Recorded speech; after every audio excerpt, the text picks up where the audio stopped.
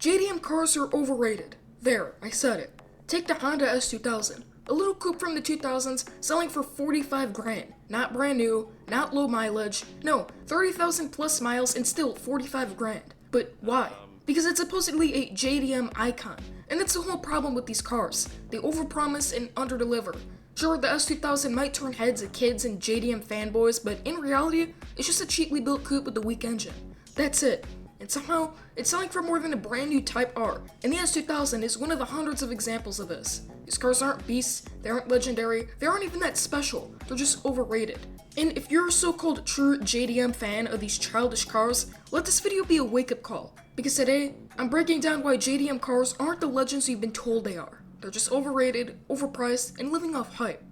So, how did these things get popular in the first place? Well, to put it simply, JDM cars just didn't blow up because they were actually the fastest, most reliable, or best built cars out there. They blew up because of hype, and that hype came from movies, games, and media that glorified them way past reality. The Fast and Furious tuned Supras, RX-7s, and Skylines. Initial D made the E86 look like it could take out just about anything. And games like Need for Speed Underground convinced a whole generation that slapping neon lights and a big wing on a Civic somehow turned it into a race car. The problem is, people took that media fantasy and treated it as a fact. If you buy these cars stock, they're not rocket ships. An RX-7 or a Skyline is cool, sure, but it's not dusting supercars like Hollywood made it look. The E86, it's literally just an old Corolla. Even the Supra, the king of JDM, is lower stock than a modern V6 Camry. But people ignore all that because media told them these are the ultimate cars. And here's the kicker. It's fine to respect the culture and the influence, but let's be honest, they didn't get famous for being the best. They got famous because they looked cool on screen.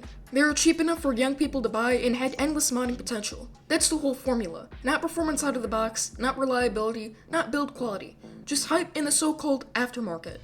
Now, how did the media affect the resale values of these cars 10 or 20 years later? They've turned them out into flat-out scams. This is a classic blue Nissan Skyline, selling for 300 grand. Yes, 300 grand. It's not some flex, it's insanity. You're dropping Ferrari money on what's essentially a 30-year-old Nissan with outdated safety, outdated tech, and performance that doesn't even come close to cars that cost a fraction of the price. Sure, it's imported, it's modded, but that doesn't justify its overinflated price tag. It's not expensive because the car is genuinely good, it's because it's popular. And here's the thing, people expect these cars to perform like legends because of how hyped they are, but when you buy one stock, reality sets in. That legendary Skyline, slow by modern standards.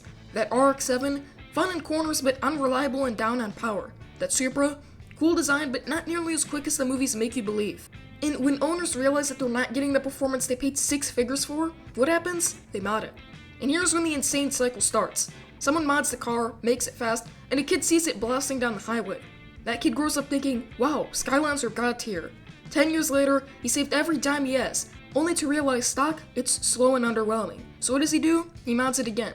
Another kid sees that and the cycle repeats. It's not about what the car is, it's about what people turn it into. And that's why prices keep inflating way beyond reality. But at the end of the day, the truth doesn't change. Skyline, RX-7, or a Supra isn't worth supercar money in stock form. It's nostalgia wrapped in hype, being sold for prices that make absolutely no sense. The market's insane because it's built on this endless loop of fanboy expectations and disappointment. So here's the real problem. JDM hype isn't just inflating car prices, it's changing car culture, and not for the better. Social media turned these cars into clout tokens.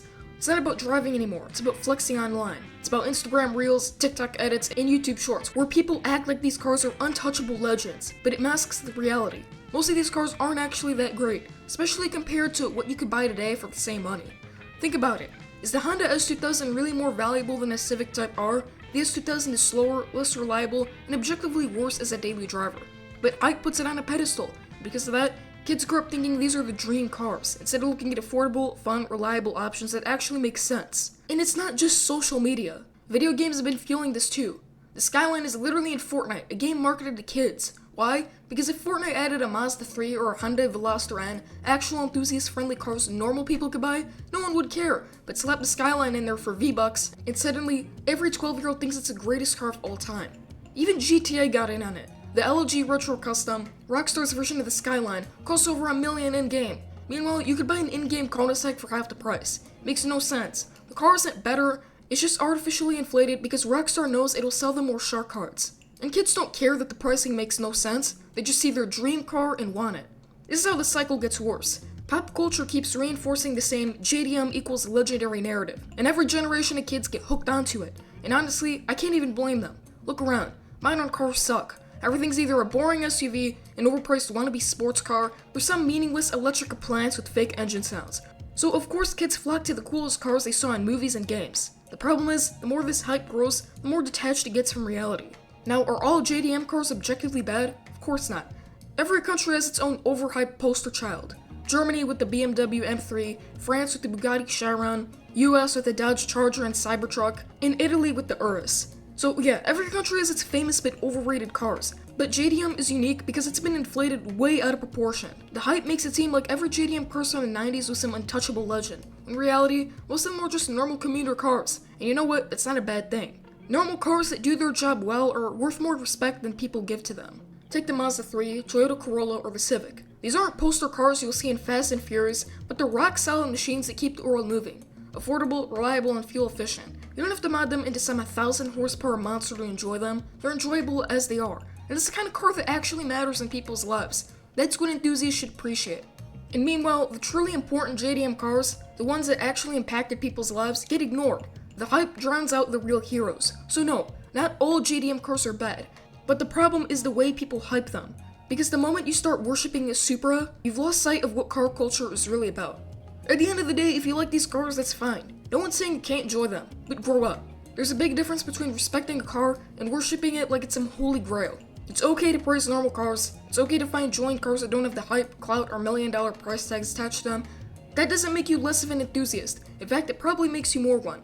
Because the truth is, car culture shouldn't revolve around worshipping the same 5 JDM cars from the 90s. It should be about respecting what you drive, finding beauty in cars that actually impact people's lives, and not letting hype blind you from reality. So sure, like the Supra, enjoy the Skyline, respect the RX-7, but don't kid yourself into thinking those cars define what being a car enthusiast means. They don't. So what do you think? Do you truly think that JDM cars are actually cool or overrated? I'm curious to hear your thoughts in the comments below. Thanks for watching, and remember people, drive safe, drive smart, but most importantly, drive something worth talking about. See you in the next one.